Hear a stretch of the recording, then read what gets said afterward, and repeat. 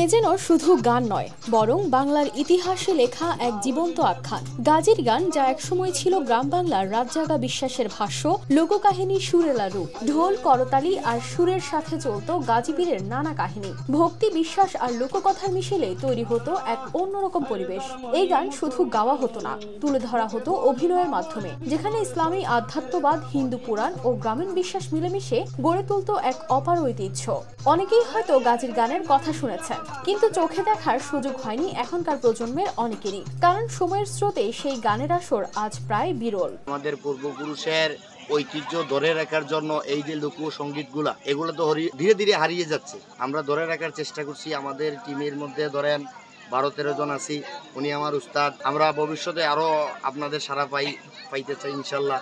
আর মোটামুটি মানুষ আমাদেরকে ডাকে। তবে সেই হারিয়ে যেতে বসা ঐতিহ্যকে ধরে রেখেছেন মৌলভীবাজারের কমলগঞ্জের শহীদ ও তার দল। গায়ে রঙিন আলখাল্লা, মাথায় মুকুট, গলায় মালা ও হাতে লাল কাপড়ের টুকরো নিয়ে হাজির হয়েছিলেন শ্রীমঙ্গলের এক খোলা মঞ্চে। পুরো দল মঞ্চে তুলে ধরেছিল গাজীর গান। গাজীর গীত এবার প্রথম। আমি শুধু বইয়েই গাজীর গীত সম্পর্কে পড়েছিলাম, মানে সৌভাগ্য হয়নি এর আগে এটা দেখার। তো 1432 আমার জন্য এই জন্য অনেক স্পেশাল থাকবে। ভ্রমণ পিপাসুদের ভিড় আর গ্রামের স্নিগ্ধ বাতাস মিলেমিশে তৈরি করেছিল এক মোহময় আবহ। দর্শকদের চোখে মুখে ছিল বিস্ময়, কারণ এমন কিছু অনেকেই দেখেছেন প্রথমবার। বাংলা নববর্ষ উৎসবে বিভিন্ন ধরনের আয়োজন করা হয়, কিন্তু আমরা বই পুস্তকে পড়েছি যে গাজীর গান সম্পর্কে, কিন্তু আমি আজ এত বছর পর সানবিট সব দিবে সামাল। সানবিট ম্যাজিক প্রেস, ডিশওয়াশিং এর মাথা ঘোরানো সলিউশন। দেখলাম যে গাজীর গানটা দেখে আমার খুবই ভালো লেগেছে। গান চলাকালীন উঠে এসেছিল সিলেট, ফরিদপুর, চট্টগ্রাম, রাজবাড়ির পুরনো স্মৃতি, যেখানে গাজীর গান শুধু একটি পরিবেশনা ছিল না, বরং ছিল মানতের আশ্রয় ও বিশ্বাসের বহিঃপ্রকাশ। এই গাজীর গান আসলে গ্রাম বাংলার হারিয়ে যাওয়া ঐতিহ্য। এগুলো আমরা সারা জীবন শুনেছি। আজ এই পর্যটন কল্যাণ সংস্থা প্লাস রাধানগর এলাকাবাসীর উদ্যোগে এই মেলাতে এসে এই অনুষ্ঠানটি সচক্ষে দেখে গাজীর গান সম্বন্ধে বাস্তব ধারণা হলো।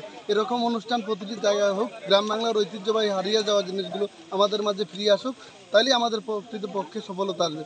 বর্তমান আধুনিক বাংলার যে সমস্ত লোক গান বাজনা আছে, এগুলা থেকে এগুলো খুবই মানানসই এবং সামাজিক গান, এগুলো অবশ্যই প্রচলিত থাকুক প্রতিটি অনুষ্ঠানে। শহীদ জানান, অনেক জায়গায় এখনো গান গেয়ে বেড়ান, কিন্তু এখন আর কেউ এই গান শিখতে চায় না। ভবিষ্যতে কেউ থাকবে কিনা সেটাই তার দুশ্চিন্তা। আমরা যে গানগুলা পরিবেশন করে থাকি, সেই গানগুলা হয়তো আমাদের পূর্বপুরুষ থেকে আমাদের একজনের পর একজন গেয়েই আসছেন, কিন্তু বর্তমানে আমার পরিবর্তে আর কেউ আসবে কিনা তাও জানি না। এটা আমাদের পুরনো, এখনো ধরে রেখেছি আমি। দর্শকদের কেউ বলছিলেন গল্প শুনেছেন, কিন্তু এমন জীবন্ত আসর আগে কখনো দেখেননি। এবার ফার্স্ট টাইম দেখছি, তো আমার কাছে ভালো লাগছে, মোটামুটি ভালোই লাগছে।